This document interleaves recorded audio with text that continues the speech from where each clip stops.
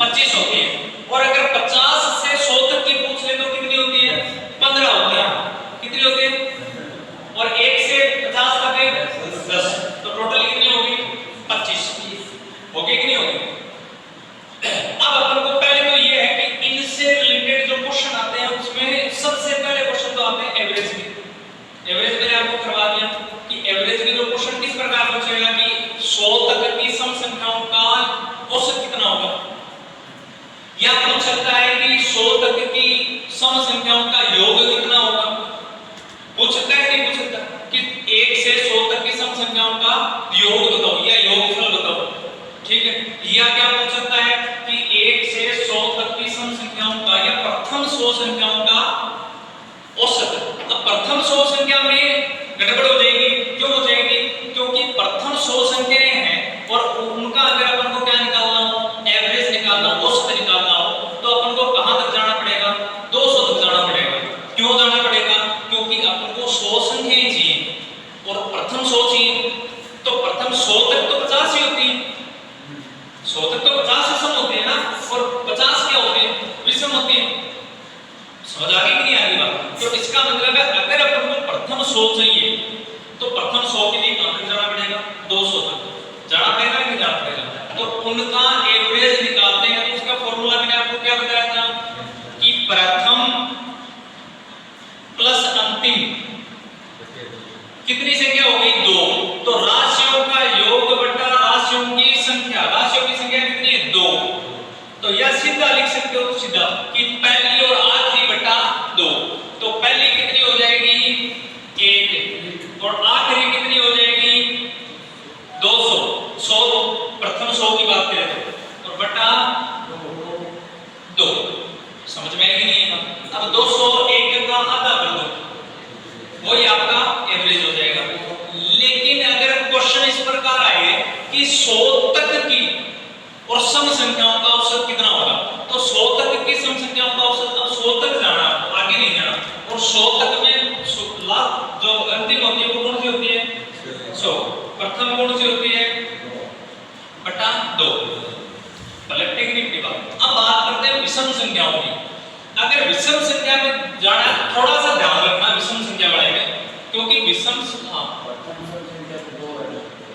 विषम संख्याओं के बारे में पूछे तो विषम संख्या थोड़ा सा ध्यान रखना है। क्या ध्यान रखना है कि विषम संख्या अगर आपको जैसे पूछ ले कि प्रथम 100 विषम संख्याओं का औसत क्या होगा, तो प्रथम 100 में आपको कहां तक जाना पड़ेगा? 200 तक जाना पड़ेगा कि नहीं जाना पड़ेगा? यानी पहली क्या हो जाएगी विषम संख्या 1 और अंतिम क्या होनी चाहिए? 200 होनी चाहिए ना। लेकिन जैसे अपन 200 लिखेंगे तो अपन ये देखेंगे कि 200 तो सम है और 200 से 200 तक में 100 तो हो ही जाएगी। 100 तो सम है और 100 विषम है। तो इसका मतलब जो लास्ट विषम है वो कौन सी है?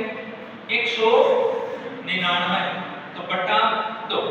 तो 200 में अगर आपसे पूछेगा तो देखो 199 और 100 एक कितना है? 200 बटा 2 कितनी है? 100। तो अपन ये कह सकते हैं कि अगर प्रथम 100 विषम संख्याओं का औसत पूछे तो 100 ही होता है। समझ में आया कि नहीं आया? और अगर आपसे पूछ ले कि 100 तक की विषम संख्याओं का औसत, तो 100 तक की विषम संख्याओं का औसत निकालोगे तो पहले क्या हो जाएगी? 1 प्लस अंतिम कौन सी होगी? 99। कौन सी होगी? 99। क्योंकि 100 तो क्या है? समय, और 100 से आगे जा नहीं सकते। क्यों? क्योंकि अपन को क्या बोला है कि 100 तक की विषम संख्याओं का औसत, तो कितनी हो जाएगी? 99 और बटा में 2 कितना होता है? 50। बात समझ में आई नहीं? पक्का? अब लिखो आगे, हेडिंग लगाओ भाजकता के नियम, द रूल ऑफ डिविजिबिलिटी। भाजकता के नियम कि जो भाजकता के नियम होते हैं उनको अपन कैसे पता करें कि कौन सी संख्या किस नंबर से कटेगा। क्योंकि काटने के लिए अपन को जरूरत पड़ती है इन चीजों की कि जैसे बड़ा नंबर आ जाए तो अपन को सीधा पता करना हो कि ये कौन से नंबर से इसका डिवाइड होगा। उसके लिए अपन को क्या पता होना चाहिए? भाजकता के नियम। The rule of divisibility. तो भाजकता के नियम,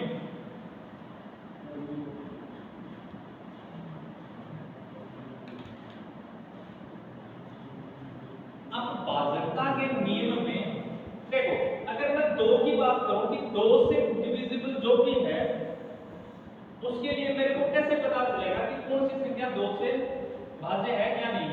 तो ध्यान रखना 2 की पावर 2 को मैं लिख सकता हूं 2 की पावर 1, तो दिक्कत कोई दिक्कत नहीं है। 2 को मैं लिख सकता हूं 2 की पावर 1, 2 ही होता है। तो इसका मतलब देखो जो घात ऊपर है ना कितनी है, 1 है। तो इसका मतलब लास्ट का जो नंबर है वो या तो 0 होना चाहिए, क्या होना चाहिए, या तो 0 होना चाहिए या 2 से भाज्य, ठीक है, या 2 से ऐसे लिख लो, भाज्य नहीं समझ में, 2 से विभाजित होना चाहिए।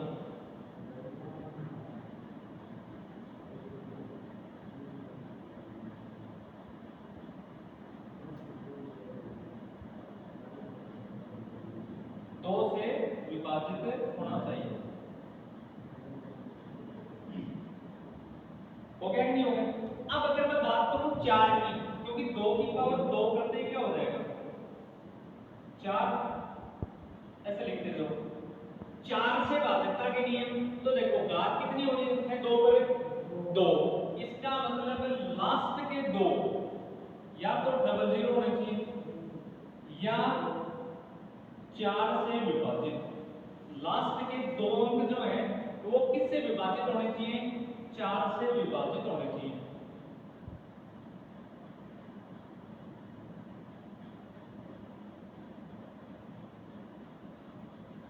उसके बाद में 2 की पावर 3 की वैल्यू कितनी होती है 8, होती है कि नहीं होती।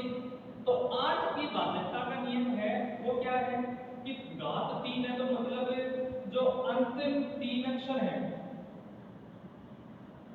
या ऐसे लिख लो कि इकाई के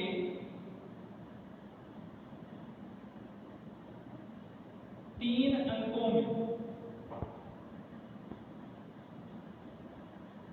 अंकों में 8 का या 8 का भाग जाना चाहिए, सीधा लिखो 8 का भाग जाना चाहिए, ठीक है। 8 के बाद में क्या आता है 2 की पावर 4 यानी कि 16 की भाजकता का नियम क्या होता है, देखो घात कितनी है 2 की 4, तो इसका मतलब है इकाई के 4 अंकों में, इकाई के 4 अंकों में 16 का भाग जाना चाहिए।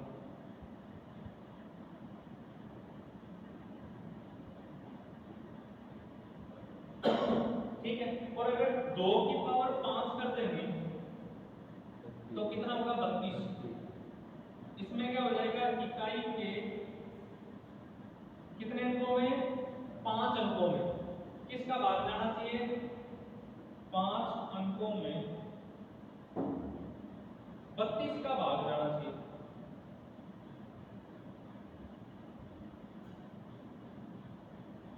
तो 32 तक बहुत है, 64 करोगे तो भाग 2 की पावर कितनी हो जाएगी 6। देखो 2 की पावर 1 की वैल्यू 2, 2 की पावर 2 की वैल्यू 4, 2 की पावर 3 की वैल्यू 8 होती है, 2 की पावर 4 की कितनी होती है 16 होती है, 5 की 32, 6 की 64, 7 की 128, ठीक है। तो सबका रूल हो जाएगा, तो इसका मतलब 5 है तो ऊपर 5 संख्याओं में 32 का भाग जाएगा जिस संख्या में की लास्ट की 5 संख्याओं में, यानी इकाई का, जैसे मान लो कोई संख्या है अपन को लिख दी ऐसे, तो अपन इसको अपन को पता करना हो कि ये संख्या कितनी है, वैसे करते ना इकाई, दहाई, सैकड़ा, हजार, 10,000 और लाख। तो इकाई का अंक कौन सा है इधर, तो इकाई से अगर 2 संख्या में बात करें 3 में करें 4 में करें, इधर से लास्ट के अंतिम के पक्का समझ रही नहीं बात। इसका मतलब है कि 32 तक बहुत है 2 अगर ग्रुप की बात करें 2 तो 2 हो गया, 4 और 2 के बीच में क्या बच गया 3, 4 और 8 के बीच में क्या बच गया 5 6 7 बच गए कि नहीं? और 8 और 16 के बीच में जो बचे हैं उनका ठीक। अब ये अपन आगे देखेंगे, तो पहले तो इतना लिखो इनको कि यदि किसी संख्या के अंकों के योग में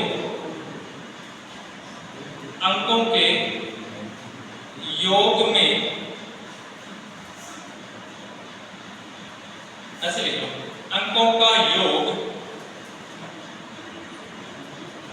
3 से विभाजित हो,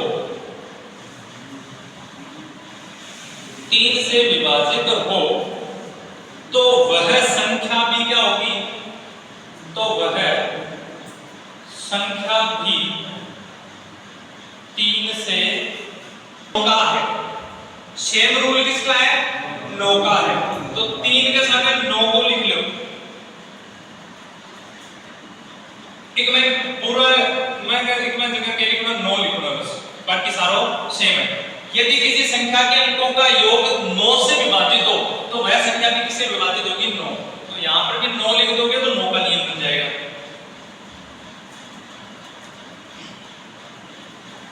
अगर 3 की जगह पूरी लाइन में 3 की जगह 9 कर दोगे तो 9 का नियम बन जाएगा। तो 9 का पता कैसे चलेगा? अगर संख्याओं के योग में 9 का भाग जा रहा है तो किसका चला जाएगा? 3 का चला जाएगा। अब जय मान लो मैं धनिया लिख दूं क्या 12। अब 12 का 3 को तो चल जाएगा लेकिन 9 को कौन जा? क्यों? क्योंकि 2 और 1 3 में 3 को भाग जाए लास्ट तक कर को कोई दिक्कत नहीं है। यहां देखो